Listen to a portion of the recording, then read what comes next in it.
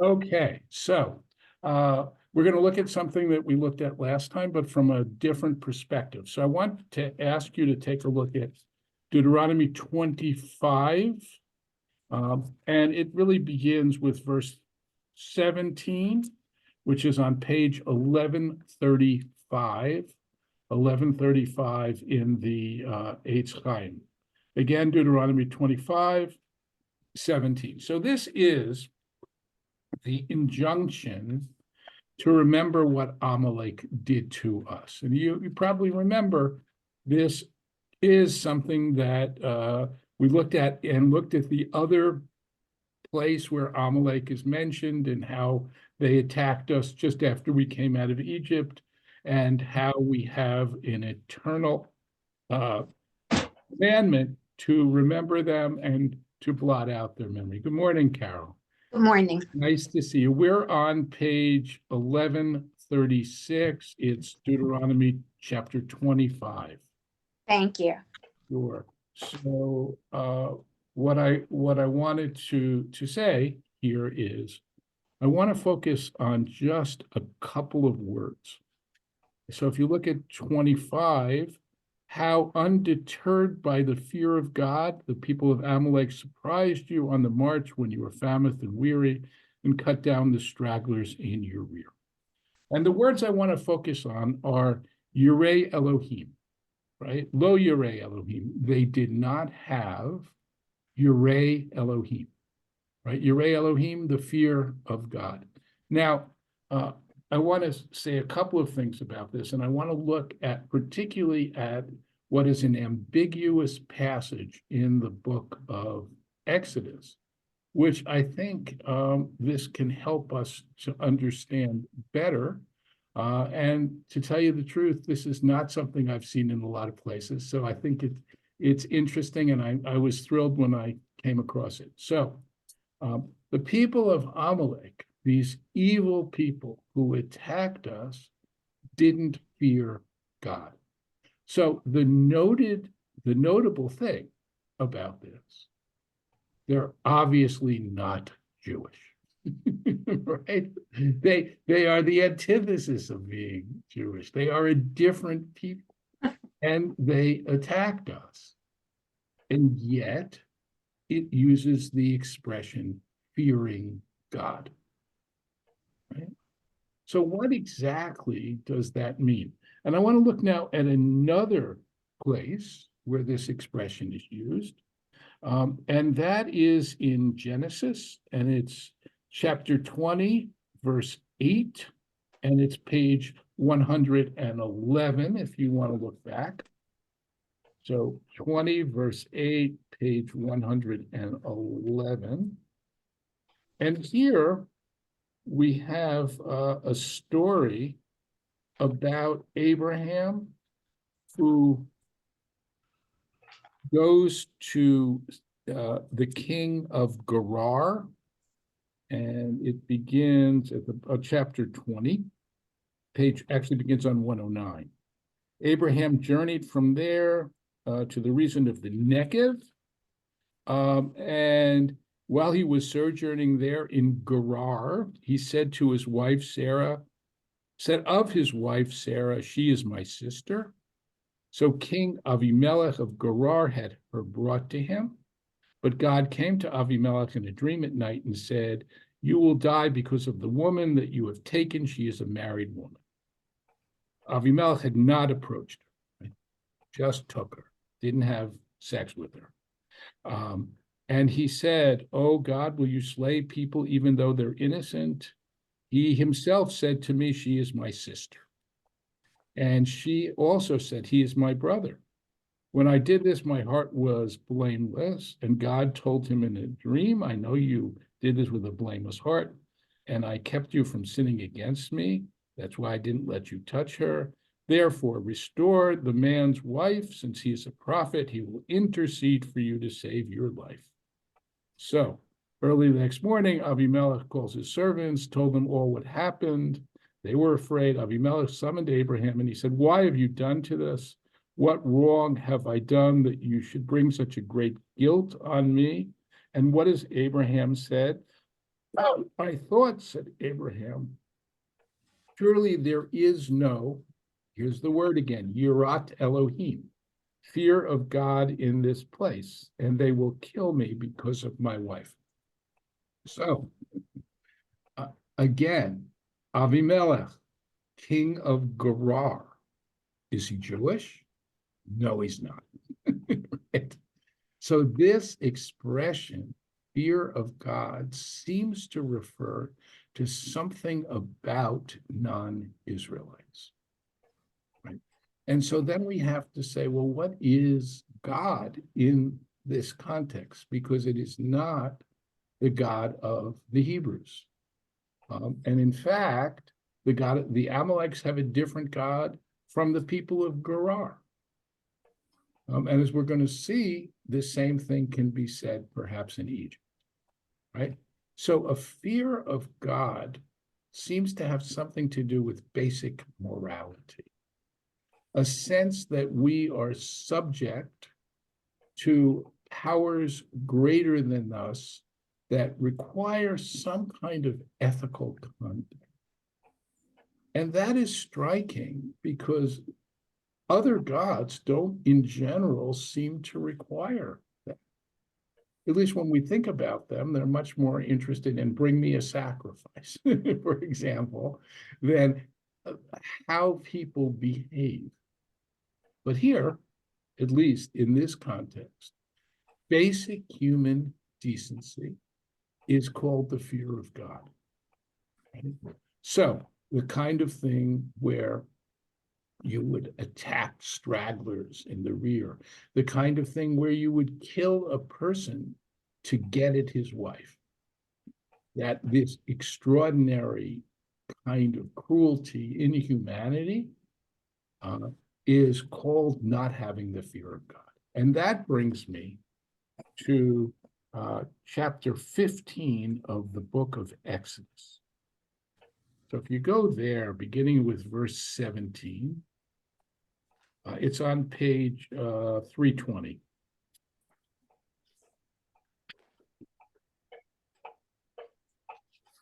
And we're really looking at, this is the very beginning of the book of Exodus. And it says that the Egyptians imposed labor on them, made their lives bitter. And the king of Egypt, that is Pharaoh, spoke to, and here's a very ambiguous phrase, the Hebrew midwives, one of whom was named Shifra and the other Puah. So the question is, are these actually Hebrews, Israelites, who are midwives, of course, to other Israelites? Or is it simply midwives to the Israelites? In other words, they're not necessarily Israelites. They're midwives to the Israelites. And that's an open scholarly question that goes back through the centuries to the medieval period. So the question is, can we learn anything from the other places about these women? And what Pharaoh says to them is, when you deliver Hebrew women, look at the birth stool. If it's a stool, if it's a boy, kill him. If it's a girl, let her live. Right? So this is the Pharaoh thinks there are too many Israelites. He wants to reduce their number. He's going to and because he's afraid that they will join Egypt's enemies and be like a third column and rise against him. So he's going to get rid of the boys, who would be the soldiers. And he goes to the midwives and says to it. So the argument that they're not actually Israelites, there are a number of them, but one is, why does he think that Israelite women would kill Israelite babies? Right? It seems extremely unlikely. But if they were Egyptian, who were the midwives to Israelites, well, yes, then perhaps he felt he could get this done. So that's the argument in that direction. On the other hand, why would it be that Israelites use Egyptian midwives? Surely there are enough women among the Israelites who could attend to other women in in the process of their birthing their children, right? So you can see it's ambiguous and it's hard to figure out. And then it says, and here's the key: the midwives, fearing God, did not do as the king of Egypt had told him. They let the boys live. The king of Egypt summoned them and said to them, "Why have you done this thing, letting the boys live?" The midwives said to Pharaoh, "Because the Hebrew women are not like Egyptian women. They're vigorous. Before the midwife can come to them, they give birth." And God dealt with with the midwives and multiplied them and increased them greatly. Why? Because the midwives feared God. So we're told about them twice that they're God-fearing.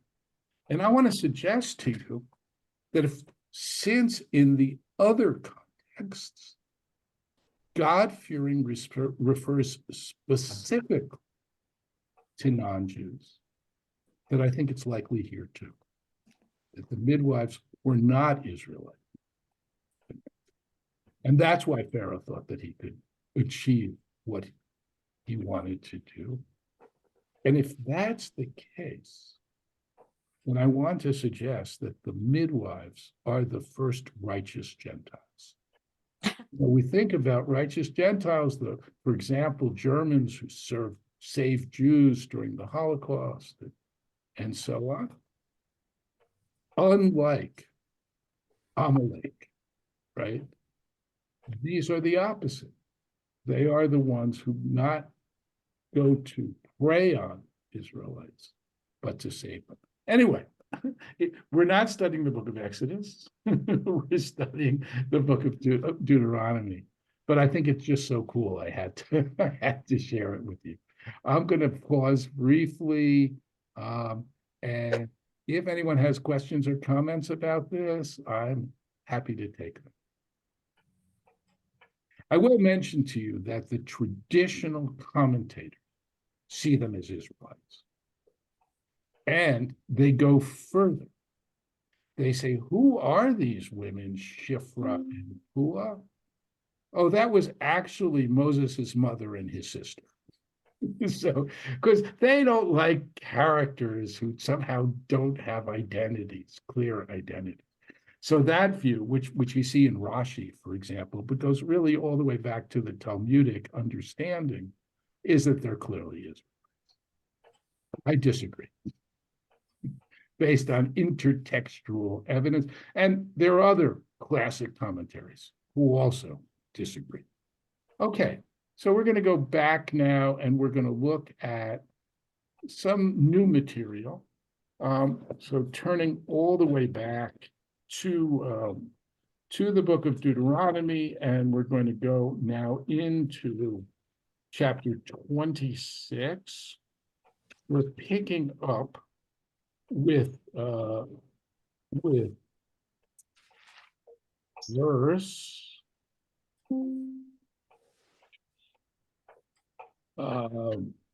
verse 12, chapter 26, verse 12, page 1142. 1142. 26, 12, 11, page 1142. Last time, we looked at a very familiar passage. You may recall, it's the basis for the Passover Haggadah. It's the midrash that we talk about. This was the ceremony of the first fruits. When the people come into the land, they're told, you bring the first fruits to the priests, and you recall briefly the history of the people up to that point. My father was a wandering Aramean, few in nature, went down to Egypt, and there God performed, mighty acts, wonders, and brought us out to this land. Therefore, I bring the first fruits. So that was one of two declarative ceremonies. And now we're going to move on, and they follow each other. We're going to look at the next one. This again is verse 12. When you have set aside in full the 10th part of your yield in the 3rd year, the year of the tithe, and have given it to the Levite, the stranger, the fatherless, and the widow, that they may eat their fill in your settlements, you shall declare the following. So there is a system of tithing among ancient Israel, and a portion is set aside, a tithe from a 10th, set aside each year. And the one for the 3rd year is special in 2 respects. It is the one that's given to the poor, right? And others who are, in straits. They don't have, widows, orphans, Levites who have no land. The first 2 tithes are given to the priests, are used to go to Jerusalem and to feast on holidays. And it's a 3-year cycle. The 3rd year and the 6th year is the year of the poor tithe. And unlike the others, you don't go to Jerusalem to eat it. And in fact, you don't eat it at all, right? You distribute it. And so during your harvest, you've set this aside, and then it will be distributed. And it's interesting, by the way, that according to rabbinic law, this is an entitlement. It's not yours. You're not allowed to use it. It belongs to the poor, though it happens to be in your house.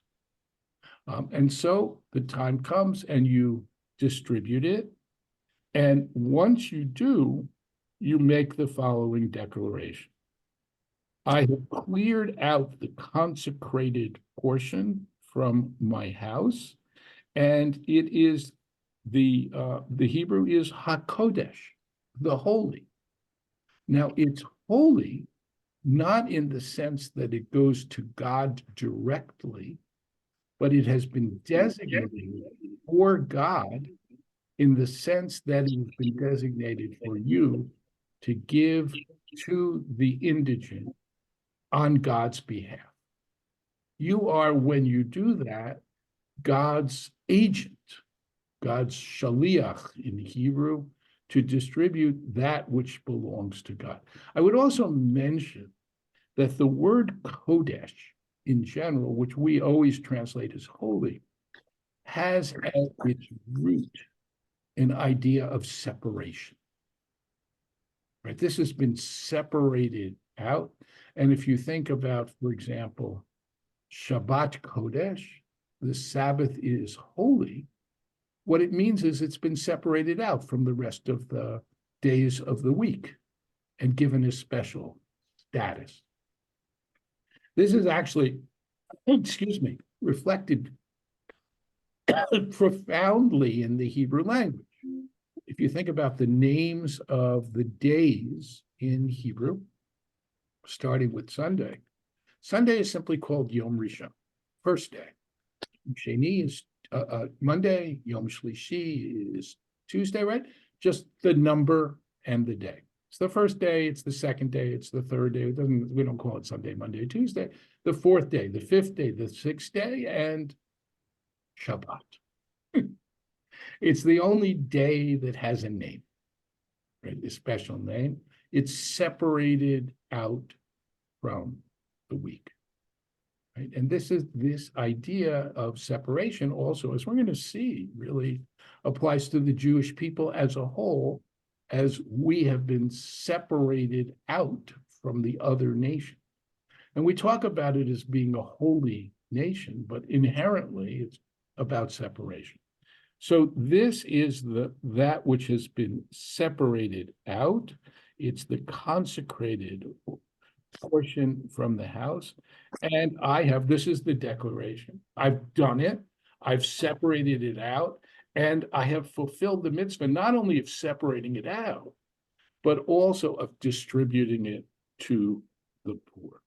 And this is different from the other mitzvot that we read about for the poor in Deuteronomy, because there it was simply a matter of leaving things in the field, that the poor would come and they could take.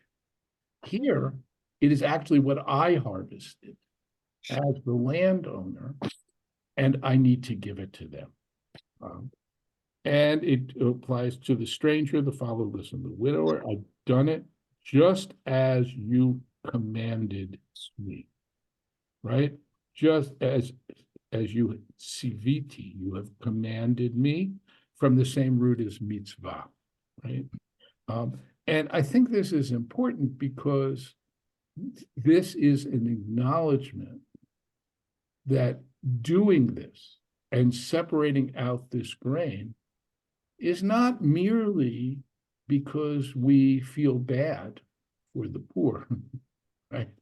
And we feel generous in giving it to them. It's a mitzvah. They are entitled to it. As I mentioned, it is theirs. In Hebrew, the word for, often translated as charity, tzedakah, right? You give tzedakah, doesn't mean charity at all. It means justice, right? They deserve it. They're entitled to it. We who give it, are not entitled to it. And he makes that clear. I neither transgressed or neglected any of your commands, right? So this is now a statement not just about the poor tithe, but it is a statement, an annual declaration. Well, actually, it's not annual, it's the third year declaration. I've been doing my job. I have kept your mitzvot. I've not eaten of it while in mourning. I've not cleared it out, any of it out while I was impure. I have not deposited any of it with the dead. So I haven't treated in any way in which I could render it impure, ritually impure. Doing any of these things would have, as I handled it, would have rendered it ritually impure.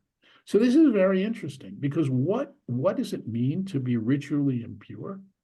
It means it's not fit for a sacrifice. But this is not being used as a sacrifice. It's simply being given to the poor. And so what we have here is that not only doesn't this belong to me, not only is this a requirement that I give it to the poor, but it becomes sort of holy in the sense, not in the sense of being separated, but in the sense of being almost sacred, right?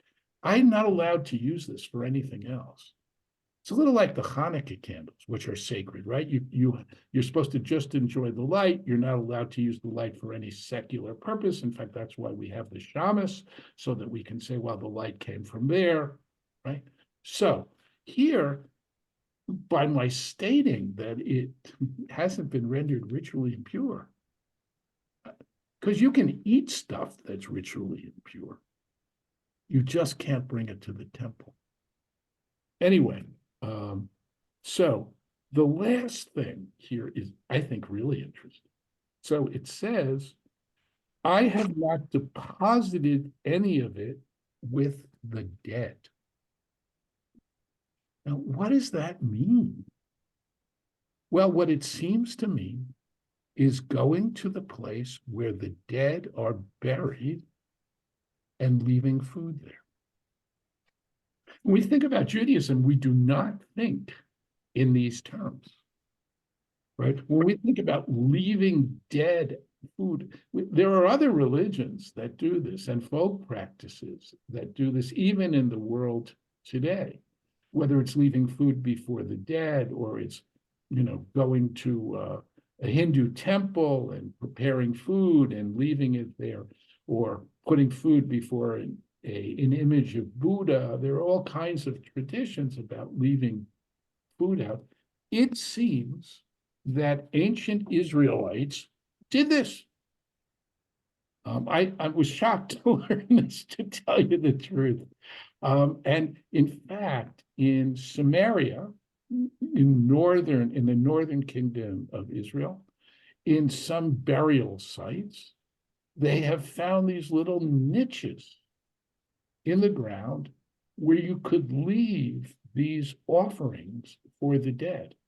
It's strange because clearly they don't come and eat them, but it's a way, in some sense, of caring for the dead, or considering an obligation to care for the dead in a very, very tangible way.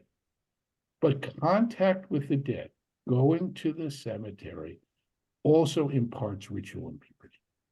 And that's why I think that that's why I think it's here. Because you have to be sure that you have not imparted any kind of ritual impurity. So you go on to say, look down from your holy abode, from heaven, and bless the people of Israel and the soil you have given us, a land flowing with milk and honey, as you swore to our ancestors. So the other thing I want to take note of here is look down from heaven. Now, this is consistent in the book of Deuteronomy. God is not in the temple in Deuteronomy. In earlier books, we do have a sense that God somehow is in the temple. It's structured in that way. God's presence comes into the temple and is present. God is present there. Deuteronomy does not like that, doesn't like it at all. It is the one that brings the cult, the whole idea of where you worship God, to the temple. Before Deuteronomy, you could worship God in all kinds of different places. And in fact, we read stories. The patriarchs are all over the place. They don't have a central place, right? Here, though, in Deuteronomy, there is a central place. And it's not the place where God is present. What is in the temple, in some sense, is God's name. It is the place where God causes God's name to dwell. What does it mean to say God's name is in the temple? Some aspect of God, something that is a part of God or special to God. It's not really clear. But from the book of Deuteronomy, we say, it says, look down from heaven, right? God who is in heaven. So that's the view here. I read something really interesting, actually, not about this, but I'll share it with you because it is Deuteronomy. So I heard a lecture by a Bible scholar this year, who said that that one of the most dramatic changes in the Jewish religion, ancient Israel, comes about in the book of Deuteronomy, when instead of having local shrines where you could go, you had to go to Jerusalem. That's a radical change because you don't have God nearby. If you want to be close to God, you've got to schlep to the temple. So what can you do about that? And the answer of the book of Deuteronomy, this scholar suggested, is you do things in your house that brings holiness into your house. And he specifically mentioned the mezuzah, putting a mezuzah on your door because there is no local site. And it's striking because that Deuteronomy is where we learn about the mezuzah. It's in the Shema, which is in Deuteronomy, and together with the same book, which no longer allows for you to have a local temple where you can go and worship. Okay, I'm going to stop here. I've said a lot about this. Questions, comments on any of it? I don't know, you guys like Last chance before we go on. Saul, thank you. You're muted. I'm just quoting from the Hertz. The Hertz mentions that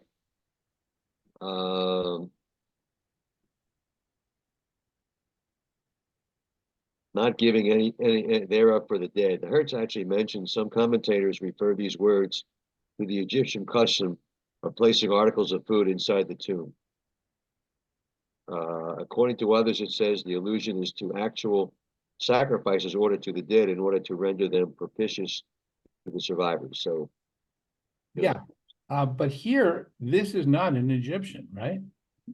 The person who comes and makes this declaration, I have not used this grain for that purpose, suggests, and the archaeological evidence suggests that this is something Israelites were doing.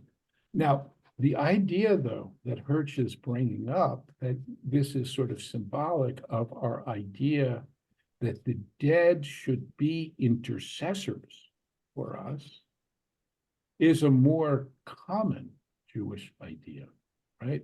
That you can go to the cemetery, for example, and you pray at the cemetery that your beloved deceased be an intercessor for you.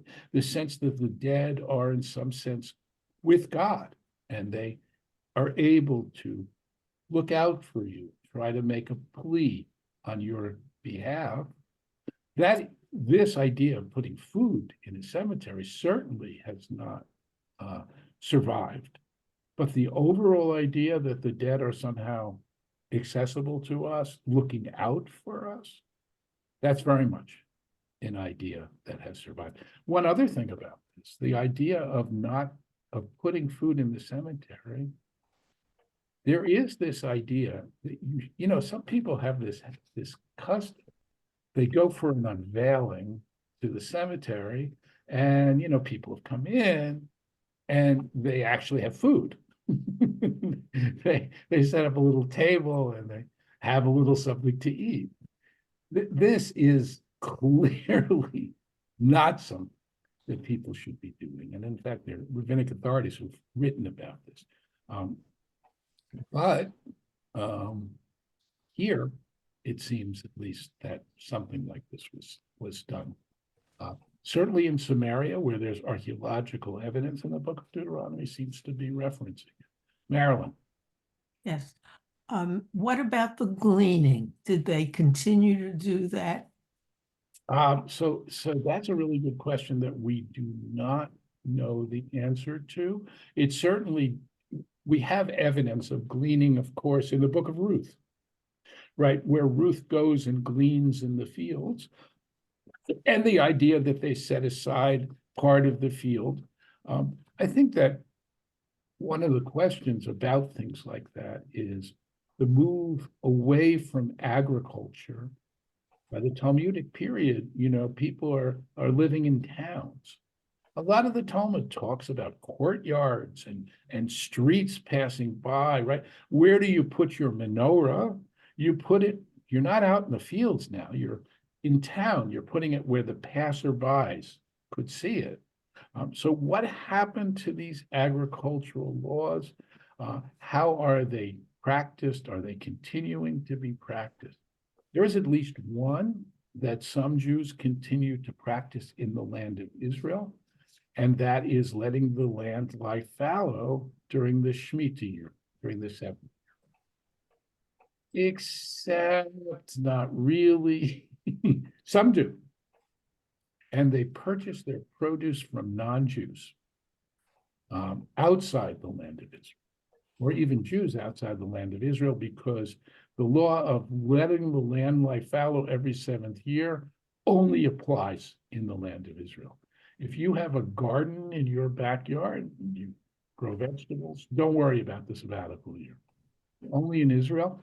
The chief rabbi did this workaround where, you know, this is like selling your chametz, that you would sell your fields to a non-Jew, then they own them, then the requirement is no longer there.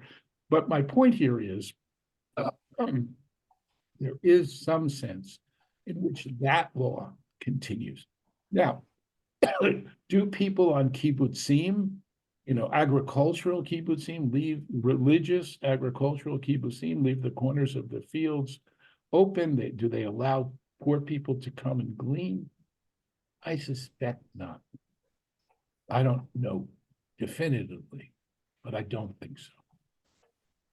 But again, a lot of this stuff, we don't really understand how these changes happened.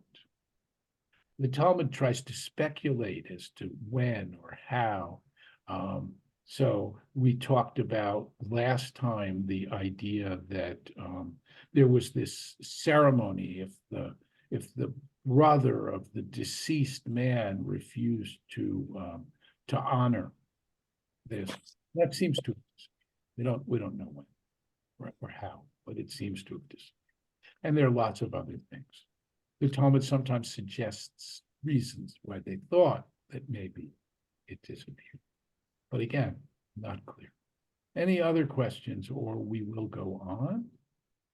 Okay, so moving along, we have now finished what started back in chapter 12, this whole long series of laws. We're done with it. Remember that the beginning of the book of Deuteronomy were Moses' long speeches, and this is in some sense part of that, exhorting the people. Then we had all these laws, and now we have this statement. We're at verse 16 now, page 1143. The Lord your God commands you this day to observe these laws and these rules, everything since chapter 12. Observe them faithfully with your heart and your soul. You have affirmed this day that the Lord your God is your God, that you will walk in God's ways, that you will observe his commandments, his laws and his commandments and rules, that you will obey. So I think it's worth noting here. What does this mean to affirm that God is your God? Is this a statement of believing in God in a general sense? And the answer is kind of, but not entirely. There is no sense in the ancient world in general, and certainly in ancient Israel, that there's anything like atheism. There just aren't peoples who don't believe in God. The point here is that God is my God. And maybe that's the only God, but it's impossible not to have a God. Now, what does it mean to affirm that God is your God? It does not mean just making a statement. I want to contrast this to a certain kind of Christianity. When I was in college, someone gave me a copy of the New Testament. They were hopeful. It wasn't gonna work. Anyway, at the back of this copy, it was very modern, something called the Good News Bible. There was a page which you could take out, and it said, I accept Jesus Christ as my Lord and Savior. And there was a dotted line for you to sign. And that was what was necessary. Do that, and you're a follower of Jesus and you're a Christian and blah, blah, blah. Here, in contrast, you have affirmed that the Lord is your God, and therefore you will walk in God's ways, you will observe God's laws and commandments. What does it mean to be Jewish or a follower of God? It's all about action. I'm struck by the fact that some people say to me, well, it's all in my heart. I'm Jewish, it's in my heart. Maybe, but from the point of view of Deuteronomy, and I would argue the whole Jewish tradition, it's not meaningful unless you act on it. It's not just enough to say, I feel. That's the start. I have affirmed that the Lord is my God, and consequently and essentially, I will walk in God's ways, observe God's laws and commandments. On the other hand, the Lord has affirmed this day that you are, as God promised, God's treasured people who will observe his commandments, and that he will set you in fame, renown, and glory high above all the nations that God has made, and you will be, as he promised, a holy people to God. So this is a covenant. You'll do these things, and God will do these things. This is actually a restatement of the covenant which was made at Sinai. Now, they've been wandering for 40 years since that point, and they're about to go into the promised land. And once they're reaffirming the covenant here. And as we'll see on the other side, when they cross the Jordan, again, they're going to have an affirmation of the covenant. There's an interesting midrash about the giving of the Torah on Sinai. And it's based on the words that the people stood at the base of the mountain, Tachat Hahar, when the revelation came. The Hebrew words Tachat Hahar can mean under the mountain. And the Midrash says God picked up Mount Sinai, held it over the people of Israel, and said, accept my Torah or this will be your grave. Now, there are other midrashim actually that, people shopped the Torah around. Nobody else wanted it. We said, oh, we'll take it, right? But that midrash creates a theological problem. Because if we were coerced into accepting the Torah, then we shouldn't have to follow it. And so this passage becomes important because there's no coercion here, none at all. And when they come into the promised land, again, and in the Talmud where they discuss this, actually they give the classic example, which is in the book of Esther, where it uses the words kimu v'kiblu, right? They accepted upon themselves. So actually, there was the words of Mordecai that they should write these things down, and every year. So I want to leave you with just one more thought, and then we'll take a look at. Well, we'll stop for this point. But here, in some ways, we have the origins of the idea of a chosen people, right? What does it mean to be God's treasure, God's special people, high above the nations that God has made? Seems like we're better than everyone else. A couple of things. First of all, it's all about following the commandments. Don't do that, and you're not God's treasured people. It's conditional. But I wanted to look at another text which actually takes this much further than just saying it's conditional. And it is in the book of Amos, and it's actually the Haftorah for the Parsha Kedoshim, so it's in our book. If you turn back to page 706 for a minute, it's Amos chapter 9, verse 7, where he says something really quite remarkable.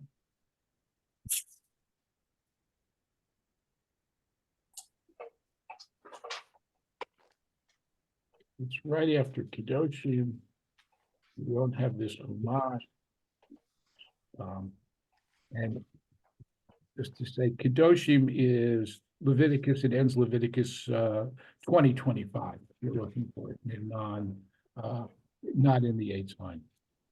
So what does God say to the people of Israel who have been sinning? Verse 9, chapter 7, again, page 706. To me, O Israelites, you're just like the Ethiopians, declares the Lord. True, I brought Israel up from the land of Egypt, but also the Philistines from Kaphtor and the Arameans from Kir.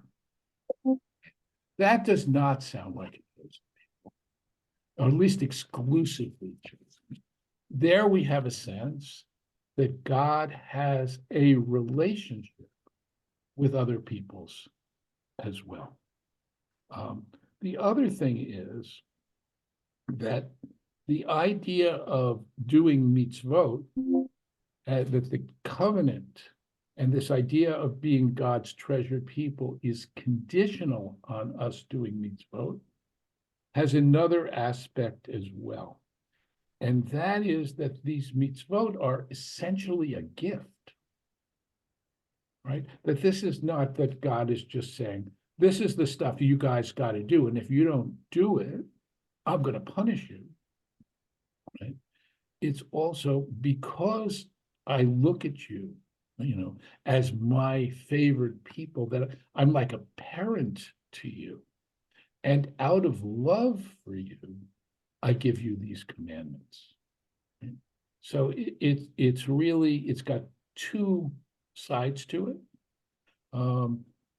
And one of them is that the commandments are a kind of gift. And we see this particularly with respect to Shabbat. And there's a statement in the liturgy that God did not give Shabbat to the other nations. God gave it to us, right? And that's we're grateful for. Okay, I want to, we have just a few minutes left. Let me just change to the view so I can see you all. Questions, comments, starting with Francesca. Okay, a couple things from a couple of paragraphs ago. When we used to be members of Bethel and BJ, in BJ, the rabbis always used to talk about praying with your feet, social service opportunity for the week. Right. So it's and even Alfred Adler talked about that all the time. Look at the movement, not the words, not the mouth, because that tells you what they're doing. Right. And the other thing was, what's the difference between commandment and law? To me, it's almost the same. And when he talked, the way I understand what you were just saying about the gift of commandment, we need structure in our life so we don't have chaos. And I'm wondering if that's more or less where that was coming from. Well, I think it's true that we need structure in our life. I mean, laws are commandments That's what I thought. because they're commanded, but they're not the only commandments. Laws of, if we're commanded to walk in God's ways, that's far less specific, right? That's living a holy life. And, there's a concept, a rabbinic concept, which is the law and going beyond the law. You are specifically required to do, to give the poor 10%. Is that the only way you care for the poor? And what about maintaining their dignity, right? So we can talk about laws, but the sense of being commanded, I think, goes beyond that. Your statement about, acting with your feet, it reminds me specifically of the story about Heschel. So Heschel, who was a great social activist, and who marched, with King at Selma, did it on Shabbat, right? Oh. And he arranged so he could do it on Shabbat. And he was asked, why aren't you praying? And he said, I pray with my feet. Now, Heschel's a guy who prayed every day, don't, right? But that sense, right, that you live it, right? And that, so that it's not just about, but it is about the laws. It's not either or. And it's not simply leading being a good person. being a good person is more or less what we were talking about before when we talked about being God-fearing. Okay? Everybody is expected to be a good person. Abraham's assumption was you're not good people here, right? So there's being a good person, and then there's something specific to being Jewish, and that has to do with law and specifically some specific injunctions. Sandy, go ahead.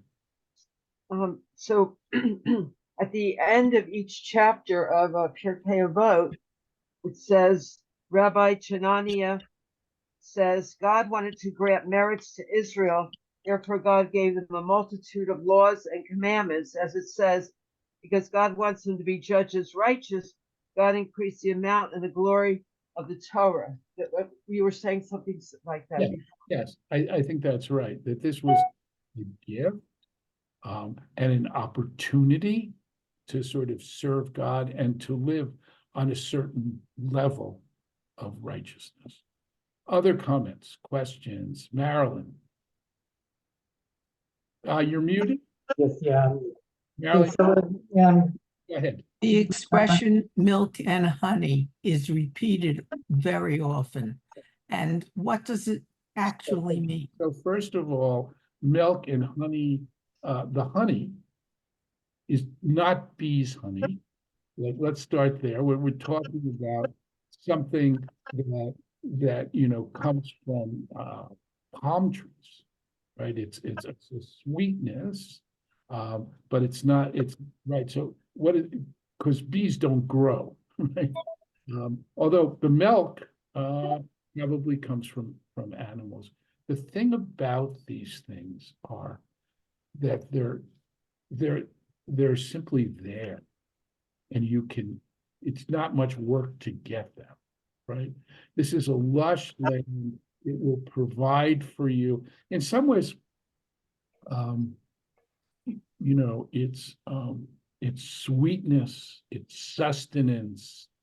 So it's an image, really, which is a way of saying that this is a really good land. It's a fertile land.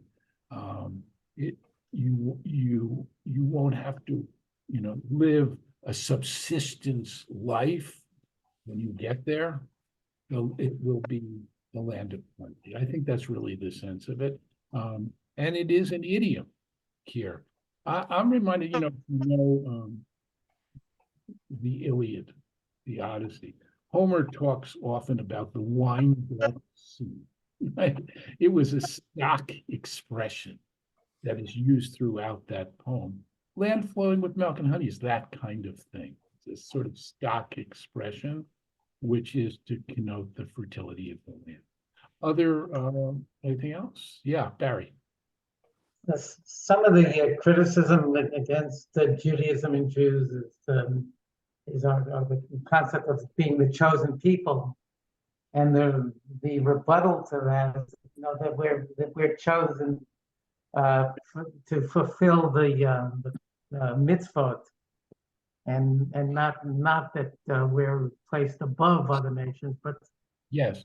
And this last statement that we read in Deuteronomy, yeah, I think that we are in some sense are favored by God, are chosen from, right. I would add two things.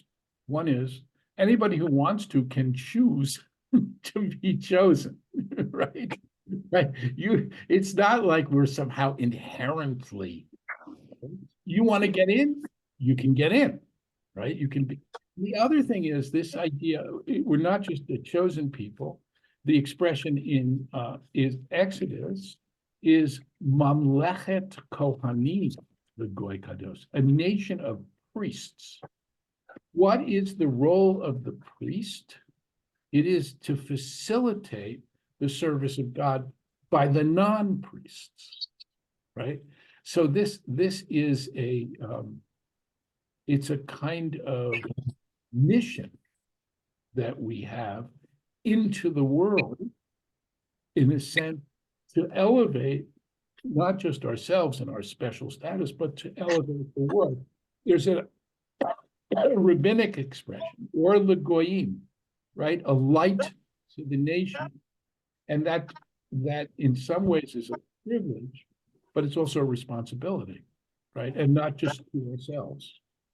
Okay, so we are actually out of time. I hope to see you all next week.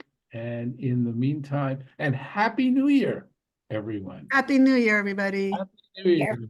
We made it, Thank you. Thank you. 2024. So thank God we're all here for another year. Okay, see you next week. Thank you. Thank